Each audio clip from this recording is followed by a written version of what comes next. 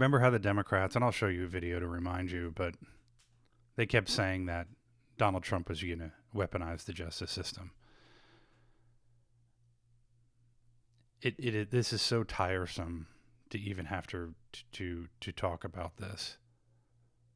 And look at this guy. Look at this Engeron, who from the very beginning found Trump guilty. It was just a matter of how much he was going to falsely punish Donald Trump monetarily. $354 million in 3 years that he cannot do business in New York. Letitia James ran on getting Donald Trump. If you have an IQ of 10, you know that this is all political and a weaponization of our justice system, which is what the Democrats, if the Democrats say it before that Donald Trump is going to do it, you know damn well they're going to do it. It is they lay their plans out right in front of you. And we all just sit there and take it.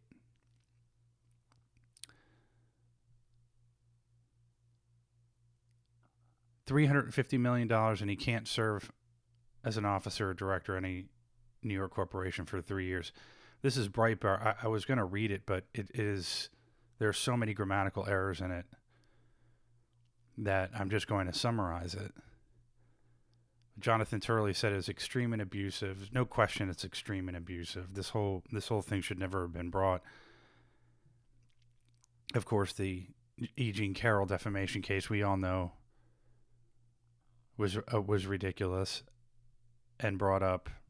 They even changed the statute of limitations in order for her to get her $83 million, which is going to be, again, overturned.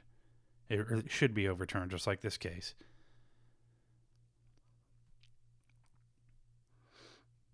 And the whole thing was they said that Donald Trump inflated his financial statements to obtain bank loans. Well, that's simply not the case. No one was harmed.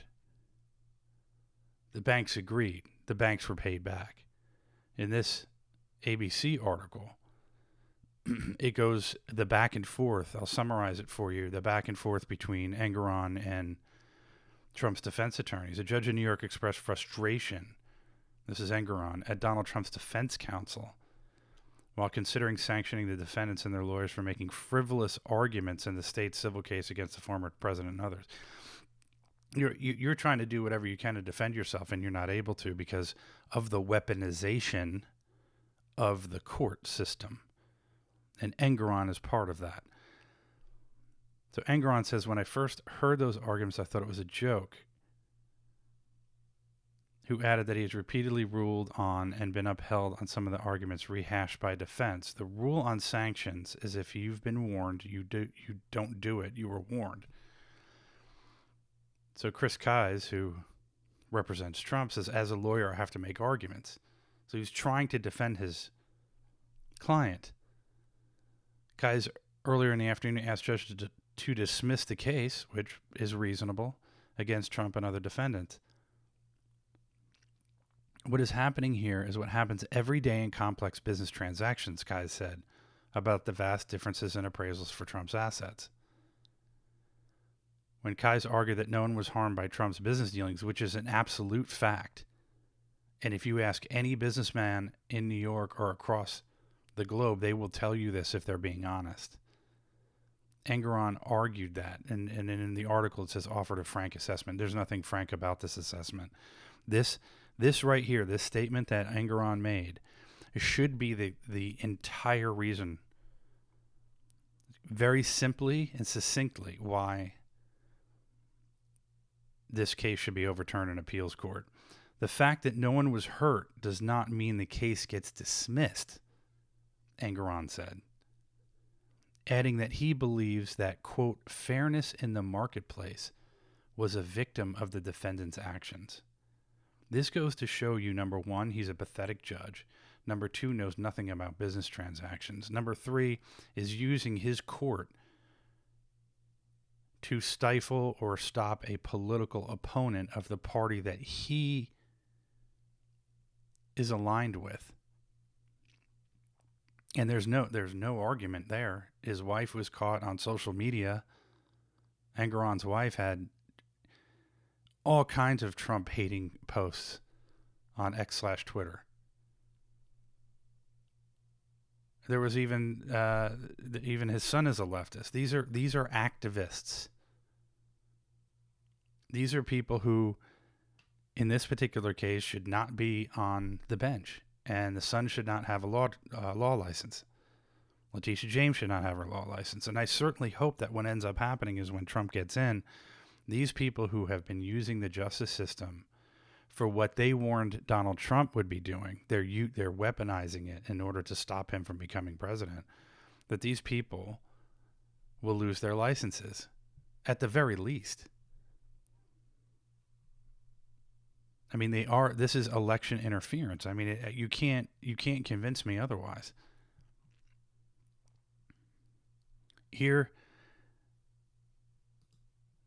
remember Mr. Wonderful? I mean, here's a guy who probably isn't the biggest fan of Trump. He's going to explain in this video why this whole case is absurd. You've been doing real estate for decades. Does this case strike you as odd? Well, let's leave out Trump for a minute, and let's leave out politics and just talk about what happens in real estate development anywhere. So if you're a developer and you've got a building on a block anywhere in America and it's worth, let's say, $500 million, and you want to build a building right beside it, you go to the bank and say, this building is worth $500 million. I'd like to borrow a construction finance loan against this asset, and I want you to tell me it's worth $500 million too. And the bank negotiates with you and says, well, no, we think it's worth $400 million. And you fight it out. You're always trying to show your assets in the brightest light with the sunshine you could possibly determine for them. You want them to be worth the very most because you're only going to get a 40 or 50% loan to value, as it's called. Then you borrow that money. In the case of a $500 million asset, maybe you get $250 million, and you build a new building with a construction finance loan. And so that's what this case is all about. And by the way, forget about Trump. Every single real estate developer everywhere on earth does this. They always talk about their asset being worth a lot, and the bank says no. And that's just the way it is. So in this case, what I'm trying to figure out, and I'm not pro or con. The bank has to do their due diligence too. The bank has to be satisfied with their collateral. I don't care about the politics. Who lost money? Nobody. The bank got paid back the construction finance loan, and a new building was built. And if you're going to sue this case and win, you got to sue every real estate developer everywhere. This is all they do. This is what they do all day long, every day. So I don't think this thing will ever survive appeal, regardless of what the fine is. This doesn't even make sense. Now, look, I know Trump's got a lot of problems in other indictments and everything else, but this, if you're a real estate developer, you're watching this, you're saying, what is this? This is ridiculous. It is ridiculous. I love how he throws this other thing, like any of the other cases. I know he's got all these other, none of the other cases, they're all the same. They're just like this. The E. Jean Carroll thing is a joke. Even the left knows it, but they don't care. They're happy that this is happening to Trump. What they don't realize is that these types of things will come around to bite them. And these are the people with the low IQs that never look out to the future to see what may end up happening to them, that this could come around and bite them. They're the ones who dance. They spike the football and they're dancing in the end zone. And the game's not over yet. It's just these morons that celebrate victories and the game's not over. But here's Rachel Maddow and several others that said between 2016 and 2020 that Trump is going to weaponize the Department of Justice. So once again, here's receipts of them telling you what they're eventually going to do. Now that he's got the right attorney general in position to do it, we now know they really have been trying to gin up criminal prosecutions and criminal investigations into the president's perceived enemies, politically motivated persecution, right? Courtesy of Bill Barr. I'll roll in the FBI on you. That's how banana republics work, right?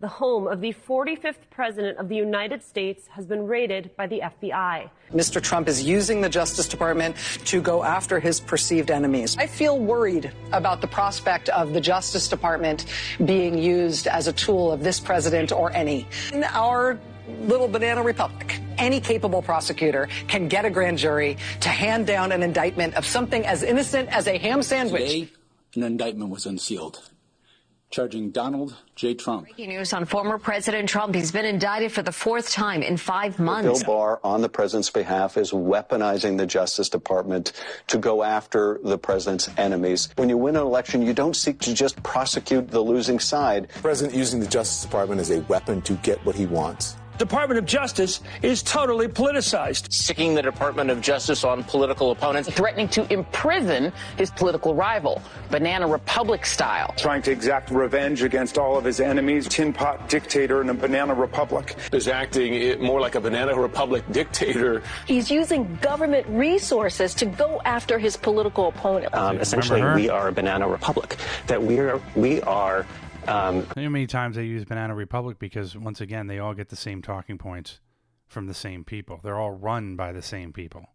Seeking to have a bogus and criminal investigation into a political opponent. And that's using the Department of Justice to also target Trump's political opponent for nefarious reasons. This is a massive abuse of power and a betrayal of our values. The President of the United States is targeting a family member of a political opponent. This is the type of thing that happens in a banana republic. And trying to take out a political rival in Joe Biden. Criminally investigating an American political rival, someone the president is worried about losing to in the next election. To investigate my principal opponent or a principal opponent in the upcoming election. Houston, we have a problem. Don't you think that's something that should be investigated when the incumbent political party opens a counterintelligence investigation on the candidate of the opposing party? We know Trump is itching to politicize the Justice Department, and the Attorney General has been super shady. The president is weaponizing the Department of Justice to bring cases against his enemies. The Department of Justice is in an existential crisis. Again, it's yet another example of the Justice Department basically losing all of its independence in this administration. This is now about corrupting the next election. And for me, this was crossing the red line. A president who is actively trying to potentially steal the upcoming election. But to try to take out a political rival. The end goal being 2020. Donald Trump and his attorney general are using the Justice Department. The only difference between this and a banana republic is that Trump does not eat fruit. The 2020 election is really the last chance we have to stop our system from fully sliding into a corrupt banana republic. Bill Barr has done everything that Donald Trump has wanted him to do. Yeah. We're living in a banana republic right now. When you start using the Justice Department to go after your enemies, that's very, very dangerous. Donald Trump is using the Department of Justice to go after his enemies in any way that he can. Having the head of the chief federal law enforcement agency essentially working on his behalf to investigate a political rival. To investigate the family of a political opponent. Basically, banana republic behavior. We're no better than some, some banana republic. And he's using the abuse of power and every element of the presidency to try to do something to smear me. We just have to demonstrate that he will not take power. If he does run. This guy. So there you go. There you go. And thank God for people like this with Grabian and the people who put these things together, because they will never show this. Sitting there, Banana Republic, the walls are closing in, the walls are closing in. That's another montage of this. And listen, when you listen to Fox News, forget about just MSNBC and CNN. They're all state-run. They are all run by the Democratic Party. And the Republicans, I should say, because they're all one uniparty. And their main goal is Trump is going to come in and screw up their whole system. And that's why they're so desperate to get rid of him. But the beauty of these montages is it just goes to show you the pattern. You can see the pattern over time where they use the same talking points over and over again. They're not smart enough to at least sort of make their talking points slightly different so they don't sound contrived, because that's what all this stuff is. But once again, this just proves again and again and again that these people will tell you, we are going to use the justice system against you,